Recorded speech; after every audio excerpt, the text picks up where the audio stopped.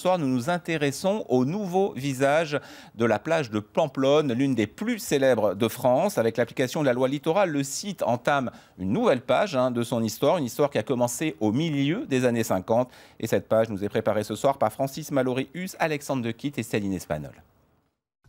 Pamplonne, c'est avant tout une plage de sable fin en forme de croissant de 7 km de long. Une plage qui a su écrire sa propre histoire en une soixantaine d'années. Une plage faite de détente, de fêtes et de show business. Le cliché est facile, le soleil, la mer et la jet set qui se rassemblent, un après-midi pour changer. Nous sommes dans les années 90, Pamplonne est le lieu incontournable pour le showbiz. Faut jouer le jeu, ça fait partie de Saint-Tropez, effectivement. C'est un jeu à jouer aussi. Si on a plus ça, ce n'est plus Saint-Tropez. Johnny Hallyday, mais aussi Stallone, Elton John, Paris Hilton, toutes les stars veulent se montrer sur cette plage mythique où tout a commencé dans les années 50. Sur la plage abandonnée, Pamplonne est alors une plage sauvage. Un premier cabanon y est construit. Roger Vadim tombe sous le charme. Il décide d'y tourner et Dieu créa la femme. Succès mondial avec Brigitte Bardot qui devient le sexe symbole des années 60. Dès lors, avec Saint-Tropez, Pamplonne c'est l'endroit à la mode. Bikini sur la plage et des fêtes parfois démesurées.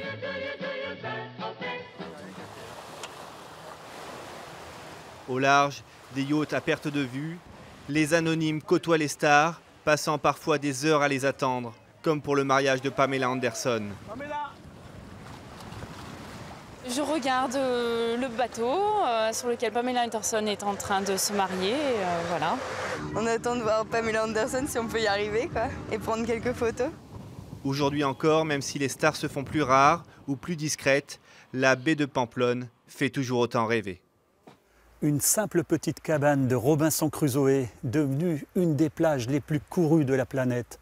C'est l'histoire du Club 55, une entreprise familiale qui cultive sa différence jusque dans les moindres détails. Des chevaux de trait sur la plage de Pamplonne. L'image est insolite, mais sur ce site classé espace naturel remarquable, limiter l'impact des travaux dans le respect de l'environnement est naturel. Droite, droite. Oh oh, un pas, un pas. Si toute mécanisation est proscrite, la logique poussée à l'extrême est appliquée à tous les stades de la construction.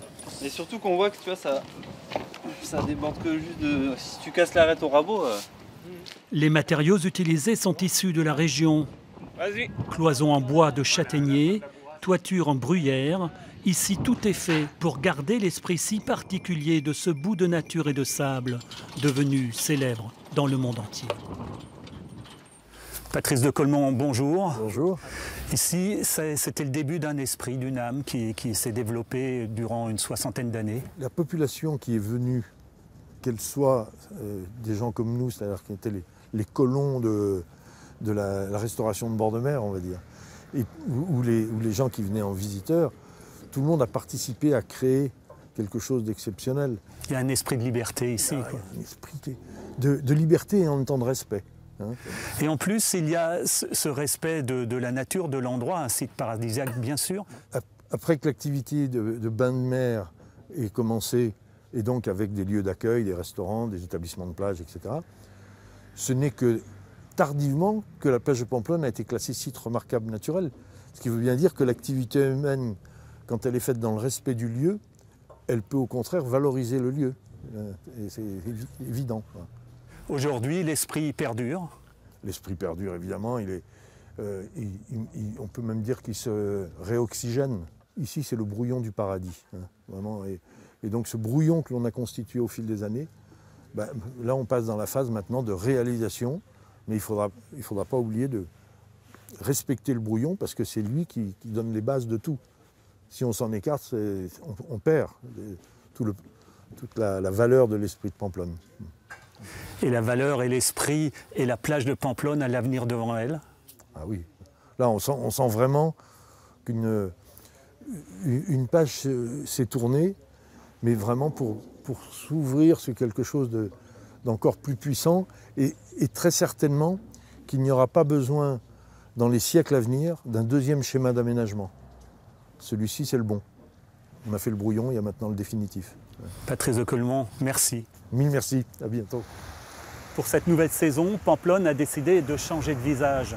Les établissements ont été redistribués, certains même concédés à de grands groupes.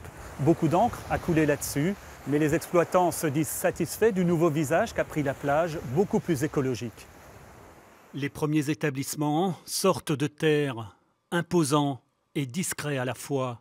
Ils incarnent le changement dans la continuité. Avant, on était là où vous voyez un peu les bandeaux rouges sur le sable. Et on s'est décalé d'une trentaine à quarantaine de mètres. Notre but, c'est comme si cet établissement avait toujours existé là. Donc c'est ce qu'on veut absolument préserver, une âme, et puis que les gens se sentent en vacances quand ils viennent ici. Tout est fait pour préserver le charme de l'endroit. Un savant mélange de nature sauvage et de luxe que l'on ne trouve qu'à Pamplonne. Le mode constructif a totalement changé. C'est vrai qu'on était sur des bâtiments qui avaient été un peu autoconstruits, on va dire un peu bricolés parfois. Et aujourd'hui, on est vraiment sur un nouveau concept. Pour conserver l'authenticité, le bois structure la plupart des bâtiments. Les dernières innovations techniques garantissent l'autonomie énergétique. Le défi est esthétique et environnemental. Ici, c'est la nature qui dicte toujours sa loi. On essaie de jouer avec ces matériaux naturels, cette continuité. On a des coulées vertes qui sont créées, la pénétration de la dune dans les terrasses, des jeux d'ombrières très organiques. Voilà, on a supprimé la frontière entre l'intérieur et l'extérieur également. Sur la vingtaine d'établissements autorisés, les 14 qui dépendent du domaine public maritime devront être démontés et reconstruits tous les 6 mois. Les autres, bâtis sur le domaine public communal, bénéficient d'une concession de 12 ans et pourront ouvrir toute l'année. Et si tout est fait ici pour préserver cet endroit paradisiaque, c'est aussi parce que c'est un énorme business. 30 000 personnes par jour viennent s'y prélasser en saison. Et les nouvelles infrastructures qui sont en train d'être mises en place risquent bien d'attirer plus de monde encore.